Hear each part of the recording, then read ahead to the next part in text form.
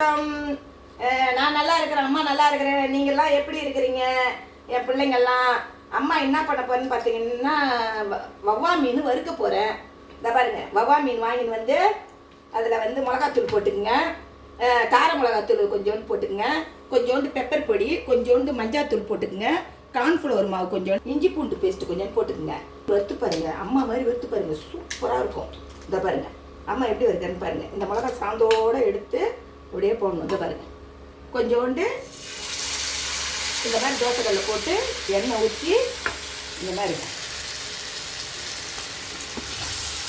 வவ்வா மீன் வச்சுட்டு இது மேலே வந்து என்ன பண்ணணும், இதை பாருங்கள், இந்த மாதிரி கொஞ்சம் கொஞ்சம் மிளகாத்தூள் வச்சுக்கணும். அப்போ தான் நல்லா ரோஸ்ட்டாக வரும். அம்மா பாருங்கள், மீன் வறுத்துன்னு இருக்கிறேன் பாருங்கள். இந்த பாருங்கள், வவ்வா மீன் வறுத்துக்கிறேன் பாருங்கள், சூப்பராக இருக்கும். இந்த மாதிரி வறுத்திங்கன்னா இந்த பாருங்கள் அருமையாக இருக்குதா. இந்த மாதிரி செஞ்சு அப்படி மீன் வறுத்தா இப்படி தான் வறுக்கணும். என்ன அம்மா சொன்ன மாதிரியே வருங்க, சூப்பராக இருக்கும். இந்த மாதிரி வறுத்து கொடுத்தீங்கன்னா மீன் வறுக்க போகிறேன். நீங்களும் இதே மாதிரி வருங்க. பாய்.